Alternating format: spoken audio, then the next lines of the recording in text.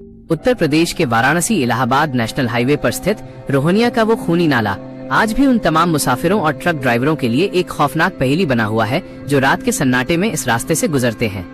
ये कोई सुनी सुनाई मनगढ़ंत कहानी नहीं, बल्कि उस इलाके के थानों में दर्ज उन एक्सीडेंट्स की काली फाइलें हैं जिनका जवाब आज तक विज्ञान और प्रशासन के पास भी नहीं है।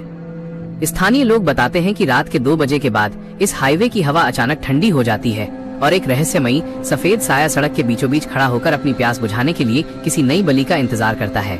पत्रकार विवेक और ड्राइवर रामशरण के साथ घटी ये रोंगटे खड़े कर देने वाली सच्ची घटना उस हाईवे के नीचे दफन उन 7 मजदूरों और एक शापित औरत के उस गहरे राज को खोलती है जिसे दुनिया ने दशकों से इस खूनी नाले के मलबे के नीचे दबा रखा था।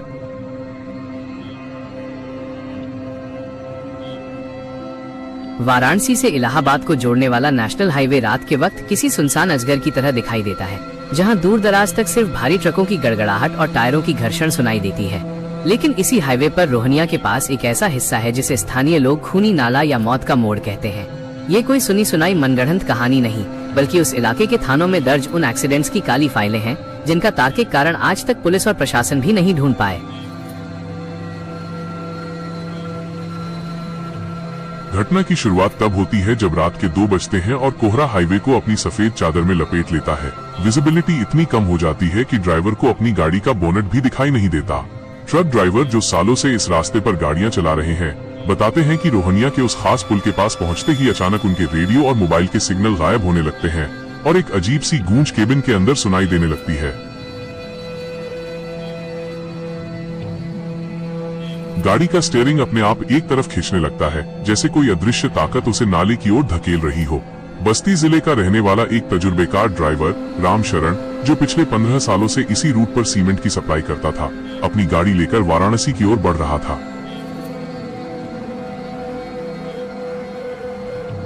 रात के करीब 2:45 बज रहे थे। हाईवे पर सन्नाटा इतना गहरा था कि सिर्फ इंजन की भारी आवाज ही हवा को चीर रही थी। रामशरण का खलासी छोटू बगल वाली सीट पर चादर ओढ़कर गहरी नींद में सो रहा था। जैसे ही ट्रक रोहनिया के उस खास मोड़ के करीब पहुंचा, अचानक केबिन के अंदर का तापमान इतना गिर गया कि रामशरण को अपनी सांसें सफेद धुएं की तरह जमती हुई दिखाई देने लगी। उसने ट्रक का हीटर चलाने की कोशिश की, लेकिन पूरा इलेक्ट्रिकल सिस्टम अचानक फेल हो गया। हेडलाइट की रोशनी मध्यम पड़ने लगी और अचानक सड़क के बिल्कुल बीचों बीच एक साया दिखाई दिया। वो एक औरत थी जिसने मैली सफेद साड़ी पहनी हुई थी और उसके लंबे काले बाल उसके चेहरे को पूरी तरह ढके हुए थे।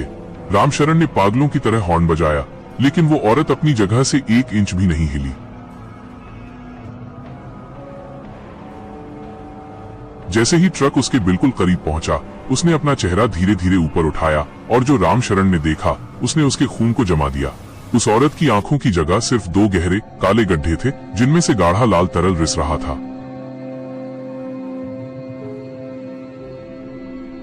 रामशरण ने अपनी जान बचाने के लिए जोर से स्टीयरिंग काटा। ट्रक अनियंत्रित होकर डिवाइडर को चीरते हुए उस गहरे नाले की ओर जा गिरा। हादसे के बाद जब पुलिस और बचाव दल मौके पर पहुंचे तो ट्रक के परखच्चे उड़ चुके थे। रामशरण तो बच गया, लेकिन उसके दिमाग पर उस मंजर का ऐसा असर हुआ कि वो आज भी ठीक से बोल नहीं पाता। उसने पुलिस को दिए बयान में बार बार एक ही बात दोहराई, वह औरत सड़क पर खड़ी नहीं थी, वो हवा में तैर रही थी और उसके हाथ ट्रक की खिड़की के अंदर घुस रहे थे। पुलिस ने इसे ड्राइवर की नींद का मामला बताकर फाइल बंद कर दी, लेकिन वहां के ढाबा मालिकों का कहना है कि यह कोई पहली घटना नहीं थी। पिछले 1 दशक में उस पुल के नीचे दर्जनों गाड़ियां गिर चुकी हैं और हर बार चश्मदीदों का बयान एक जैसा ही होता है।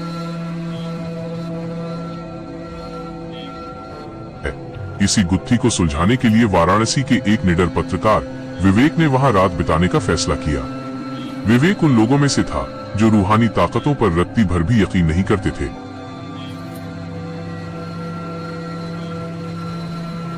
वो अपनी बाइक उठाकर आधी रात को उसी मौत के मोड़ पर पहुंचा। जैसे ही उसकी बाइक उस नाले वाले पुल के करीब पहुंची, उसका इंजन बिना किसी तकनीकी खराबी के बंद हो गया।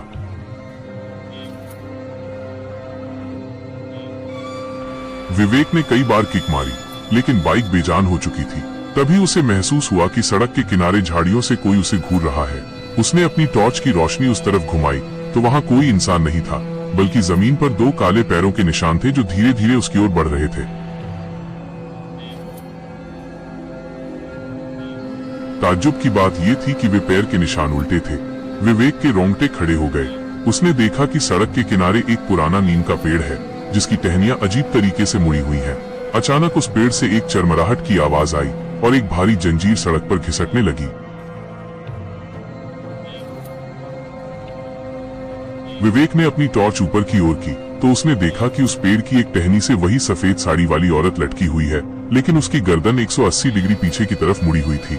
उसकी सफेद आंखें विवेक को इस तरह देख रही थीं, जैसे वो उसका सालों से इंतजार कर रही हो।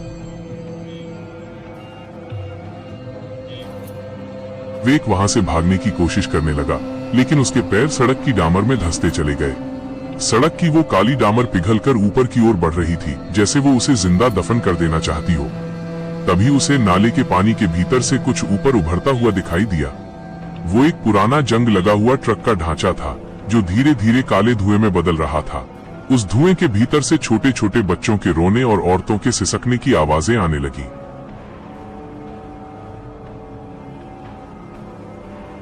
विवेक समझ गया कि ये कोई साधारण भूत प्रेत का मामला नहीं है, बल्कि ये वो टाइम लूप है जिसमें इस हाईवे पर मरने वाले तमाम लोगों की रूहें कैद हैं। अचानक उस औरत ने अपनी गर्दन सीधी की और एक ऐसी चीख मारी जिससे विवेक के कान के पर्दे फटने लगे।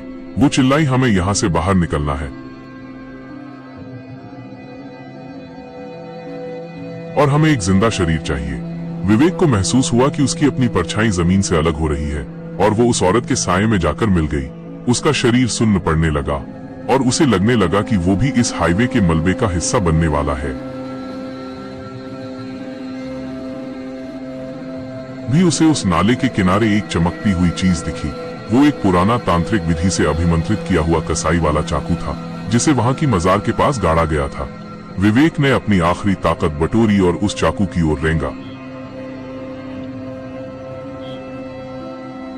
जैसे ही उसने उस चाकू को छुआ, उसे एक जोरदार बिजली का झटका लगा और उसके दिमाग में उन 7 मजदूरों की तस्वीरें घूमने लगीं, जिन्हें इस पुल की बुनियाद में जिंदा चुनवा दिया गया था। उसे समझ आया कि इस हाईवे की प्यास कभी नहीं बुझेगी,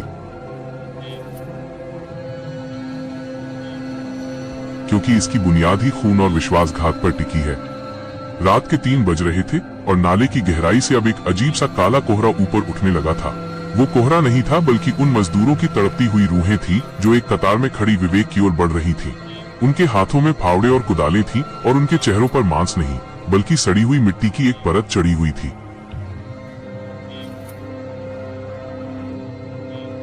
विवेक ने देखा कि उसके जूतों के पास की जमीन फटने लगी है। वो भागना चाहता था, लेकिन उसके पैर अब पूरी तरह डामर में जम चुके थे। वो सफेद साड़ी वाली औरत अब पेड़ से नीचे उतर आई थी और उसके पैर जमीन को नहीं छू रहे थे। वो हवा में तैरते हुए विवेक के बिल्कुल पास आई और उसकी ठंडी सांसें विवेक के चेहरे पर पड़ने लगी। विवेक को महसूस हुआ कि उसके दिल की धड़कन धीमी होती जा रही है। उसने अपना वॉइस रिकॉर्डर चालू करने की कोशिश की, लेकिन उसमें से सिर्फ वही किर्र किर्र की डरावनी आवाज आने लगी। वो चाकू जो उसने पकड़ा हुआ था अब धीरे धीरे गर्म होने लगा था। जैसे ही विवेक ने उसे पूरी ताकत से जमीन से बाहर खींचने की कोशिश की, उसे जमीन के नीचे से किसी भारी पत्थर के खिसकने की आवाज आई। वो पुल जिस पर वो खड़ा था अब हिलने लगा था। उसे लगा कि शायद वो चाकू ही उस पुल की काली चाबी है जिसे उस तांत्रिक ने वहां गाड़ा था। विवेक ने देखा कि उस चाकू के ब्लेड पर कुछ प्राचीन अक्षर उकेरे गए थे जो अब खून की तरह लाल चमक रहे थे। अचानक कोहरे के बीच से वही रामशरण का ट्रक फिर से प्रकट हुआ, लेकिन इस बार वो कांच का बना हुआ लग रहा था। ट्रक के भीतर रामशरण नहीं, बल्कि विवेक खुद बैठा हुआ था।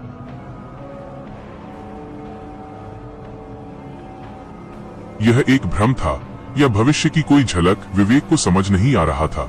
उसने अपनी आंखें बंद की और उस पुराने मजार की जो वहां कभी हुआ करती थी। जैसे ही उसने अल्लाह का नाम लिया, वो चाकू जमीन से बाहर निकल आया। चाकू के बाहर निकलते ही एक गहरा काला गड्ढा जमीन पर बन गया और उसमें से वो सफेद साड़ी वाली औरत और वे 7 मजदूर एक साथ खींचे जाने लगे। उनकी चीखें इतनी भयानक थीं कि रोहनिया हाईवे की गाड़ियां एक पल के लिए रुक गईं। विवेक को महसूस हुआ कि उसका शरीर अब हल्का हो रहा है। डामर का वो जाल पिघलकर पानी बन गया। विवेक ने पीछे मुड़कर देखा तो वो औरत अब गायब हो चुकी थी, लेकिन उस चाकू पर अभी भी ताजा खून लगा हुआ था। वो समझ गया कि ये अंत नहीं है, बल्कि उस बड़ी लड़ाई की शुरुआत है जो इस हाईवे पर सालों से लड़ी जा रही है।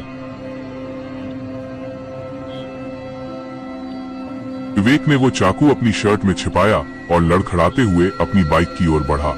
उसे पता था कि उसे इस जगह से दूर जाना होगा, वरना ये नाला उसे कभी नहीं छोड़ेगा।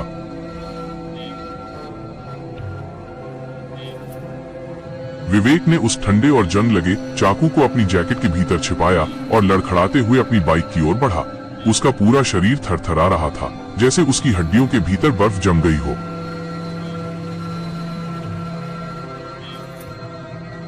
उसने बाइक स्टार्ट की और बिना पीछे मुड़े वाराणसी की ओर भागा। हाईवे की लाइटें पीछे छूट रही थी, लेकिन उसे महसूस हो रहा था कि उसकी बाइक के ठीक पीछे कोई और साया भी उतनी ही रफ्तार से दौड़ रहा है।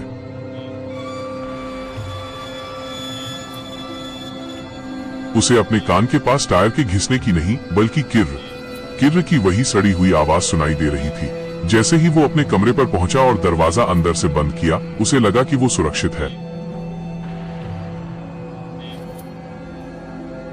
उसने वो चाकू मेज पर रखा और ठंडे पानी से अपना चेहरा धोया, लेकिन जैसे ही उसने तौलिए से मुंह पोंछकर आईने में देखा, उसका कलेजा मुंह को आ गया। आईने में उसकी अपनी परछाई के गले पर गहरे काले उंगलियों के निशान उभर रहे थे, जैसे कोई उसे अभी भी जकड़े हुए हो।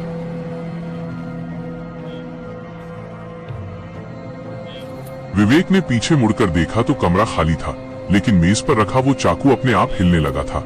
चाकू के ब्लेड से गाढ़ा काला तेल जैसा तरल रिसकर फर्श पर फैल रहा था और उसमें से वही सड़ी हुई मिट्टी की गंध आ रही थी जो उस नाले में थी।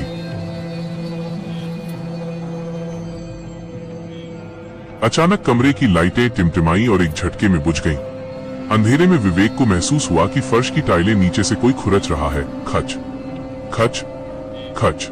ऐसा लग रहा था जैसे फर्श के नीचे से वही 7 मजदूर बाहर निकलने की कोशिश कर रहे हों। विवेक ने अपनी टॉर्च जलाई तो देखा कि फर्श पर मिट्टी के गीले पैरों के निशान बन रहे थे, जो सीधे उसके बिस्तर की ओर जा रहे थे। वे निशान किसी जूते के नहीं थे, बल्कि नंगे और फटे हुए पैरों के थे।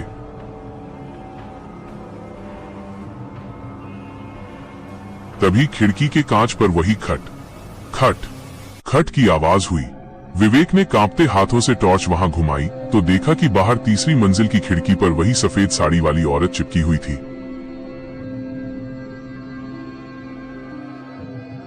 उसके बाल हवा में नहीं, बल्कि पानी में डूबे हुए से लग रहे थे। उसने अपनी मुड़ी हुई गर्दन को कांच से सटाया और उसकी सफेद आंखों ने विवेक को सीधे देखा। विवेक समझ गया कि वो उस नाले से चाकू नहीं, बल्कि उन रूहों की सांस लेकर आया है। वो चाकू उस पुल की वो कील थी जिसने उन 7 मजदूरों और उस औरत को वहां दबा कर रखा था। उसे उखाड़ने का मतलब था कि विवेक ने उस हाईवे के सबसे पुराने और खौफनाक राज को आजाद कर दिया था।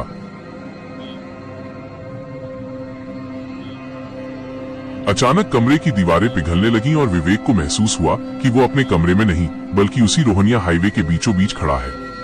दूर से वही रामशरण का ट्रक तेज रफ्तार में उसकी ओर बढ़ रहा था। विवेक भागना चाहता था, लेकिन उसकी जेब में रखी वो पुरानी घड़ी फिर से 3:13 पर रुक गई और उसके पैर जमीन में धंस गए। ट्रक की हेडलाइट की रोशनी इतनी तेज थी कि विवेक की आंखें चुंधिया गईं। उसे लगा कि मौत अब उसके सामने है। तभी उसे याद आया कि उस नाले के किनारे एक छोटा सा खंडहर मंदिर था। उसने अपनी जैकेट से वो चाकू निकाला और अपनी पूरी ताकत लगाकर उसे जमीन के उस हिस्से में गाड़ दिया जहां डामर पिघल रही थी।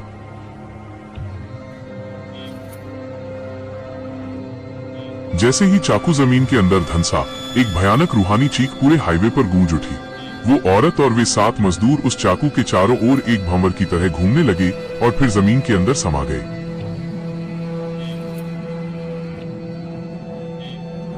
एक जोरदार झटका लगा और विवेक वापस अपने कमरे के फर्श पर गिरा हुआ था। सुबह के सूरज की रोशनी खिड़की से अंदर आ रही थी। मेज पर वो चाकू अब धूल का ढेर बन चुका था।